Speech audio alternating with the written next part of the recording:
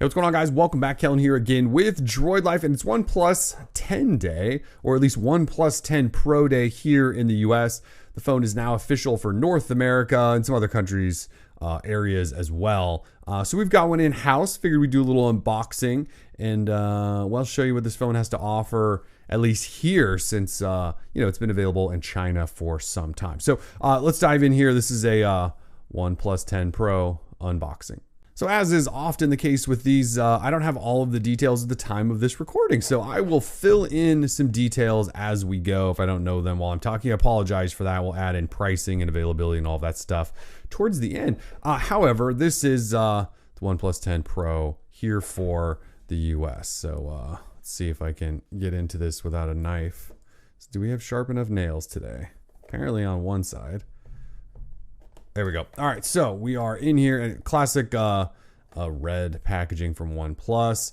Obviously, down here is important. Co-developed with Hasselblad. So yes, the Hasselblad partnership continues, and we still have that going. So inside the box, this just looks and feels like guides. So guides. There's no case in there or anything.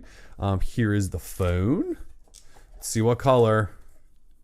Yes, the green one. So there's a green one and a black one. Green one is, it's just a more exciting color.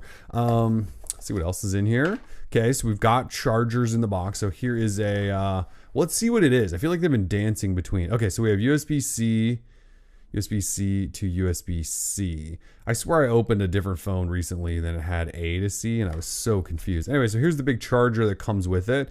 It is 65 watt charging. So this phone does 65 watt wired charging. For some reason I thought the Chinese version did 80 watt, or am I just making that up in my own mind? Anyway, this one does 65 watt wired and 50 watt wireless charging. It's Super VOOC, which is an Oppo thing, because once again, these guys are an Oppo company. So that does come in the box. Big deal, because everyone else is taking chargers out. Let me clear all this up and get the phone in hand. All right. Phone in hand. Here it is. This is the OnePlus 10 Pro. Ooh, feels nice. Feels actually quite nice in hand. I will confirm that. It looks very nice too. The camera's probably not picking this up, but there's this little subtle like sparkle and texture within this green that looks very cool in person. Okay, so anyways, let's power it on and start talking about what we've got here. Assuming we've got juice. There we go. Felt a little vibrate there. Okay, so this version, well, we've got mostly the same specs as the one in China, except for maybe a few differences. So you still have the 6.7 inch Quad HD AMOLED display with LTPO technology and 120 hertz refresh rate. Should be very good. Slight curve to the edge as well, so it does technically have a curved display, although it's not as dramatic as I feel like the OnePlus 9 Pro was. So we're getting flatter, folks. We're getting there. But so you do have the same display. However, on the inside, at least for the US or North America, it sounds like we're only doing 8 gig RAM. It's LPDDR5 RAM, but only 8, and then 128 gig UFS 3.1 storage. The Chinese variant, I believe, went up to 12 gig and 256 gig storage. So why the limits? I don't know. Again, I don't know the pricing at the time of recording this. We will throw that up probably here and at the end and let you know. And that might be the reason for the lower amounts. They might just be hitting a better price point, maybe to compete better with the Google Pixel 6 Pro or something.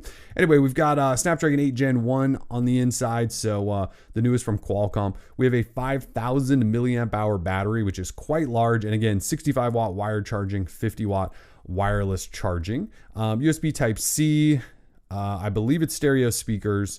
You have Android 12 and Oxygen OS 12 as well. So newest version of Oxygen OS. Now there was a chance, at least we thought initially, that this phone was going to run with this new unified operating system from Oppo and OnePlus, and they were going to ditch Oxygen OS. They have since backed away from that idea and are now just going to continue to push Oxygen OS on this phone. It weighs 201 grams and it doesn't feel ridiculously heavy. It's not light though. Has a good feel to it, I would say. Is a large-ish phone though. Obviously, you can tell by the way I'm holding it. Quick tour here. You do have the alert slider that has 3 different positions there, and then we have a volume rocker here. Did I miss the power button? Oh yeah, power button right here below that alert slider. Of course, well, we'll get to the cameras in just one second. SIM tray down here on the bottom, USB-C port, one of the speakers. And then yes, we do have a triple camera setup on the backside. So the triple camera setup is, well, the main sensor is a 48 megapixel sensor, and it is the same as we found in the OnePlus 9 last year. It is the Sony IMX789. If that means something to you.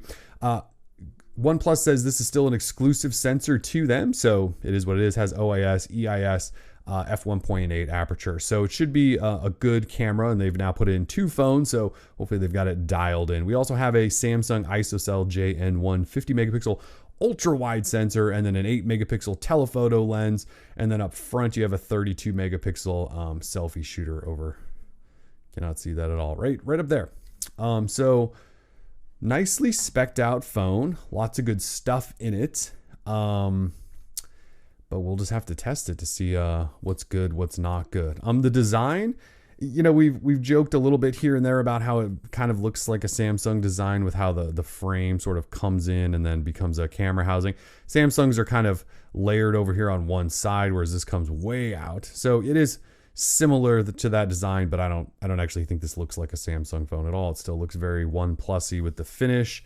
Obviously the logo, there's big Hasselblad branding there. Oh, and if you're wondering what this giant circle is, that is indeed the flash. And it says P2D50T on there. The camera's probably not picking that up. I've seen explanations for what that means, and it makes absolutely no sense. It's like Hasselblad V version 2, 50 megapixel. I honestly don't remember because it's like the goofiest thing ever.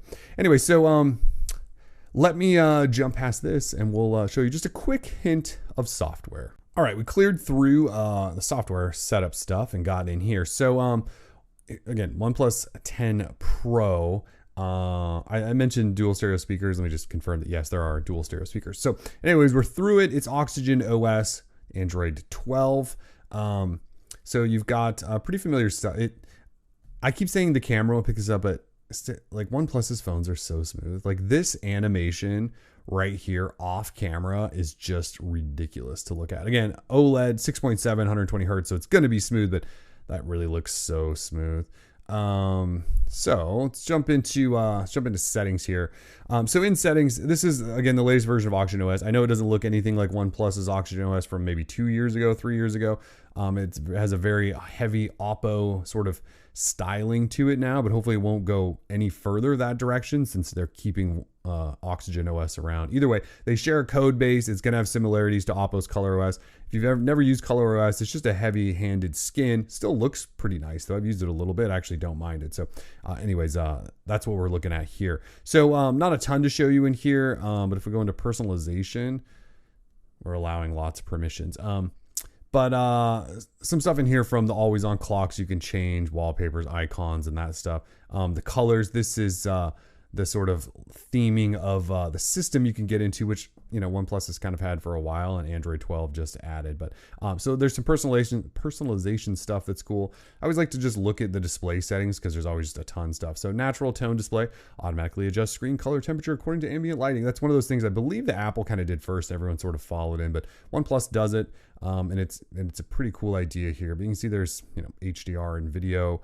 You can change the resolution up from full HD up to quad HD if you want. I might leave it there. Here's your high refresh rate, so max of 120 hertz. You can't lock it at 120, but this will try to do that, I believe. I don't think it's locked. It says a maximum refresh rate of. I think it's probably an auto thing where it adjusts depending on what you're doing, but either way, definitely would want to turn that on. So the other thing though I did mention was that it is Hasselblad 2.0. So if we fire up the camera, it's a familiar OnePlus camera experience. You have portrait and photo and video and night modes and all of that stuff. You can see the orange accents. I believe those are for Hasselblad stuff. But if we go over to more, there is a Pro mode up here, which has an H for Hasselblad, and this is your Pro mode. This is all the Hasselblad stuff here.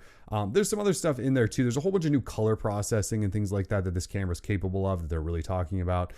So if you're a camera nerd, there is lots of stuff to talk about with this. If you just want to straight up shoot with it, well, it should be a very similar experience to what we got with the OnePlus 9 Pro. Again, same sensor, the Hasselblad stuff is there, but if you don't shoot in Pro mode, you may not get all of the benefits there that they've built in, but you should still get a pretty good experience. And I thought the OnePlus 9 Pro camera was good. So there are two new features though.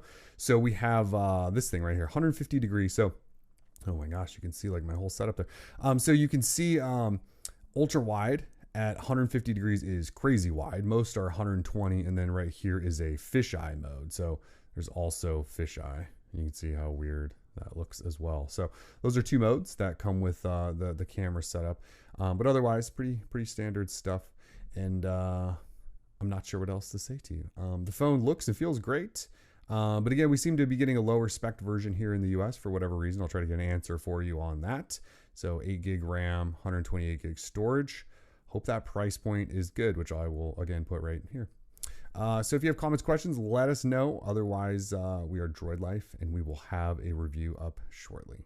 Peace.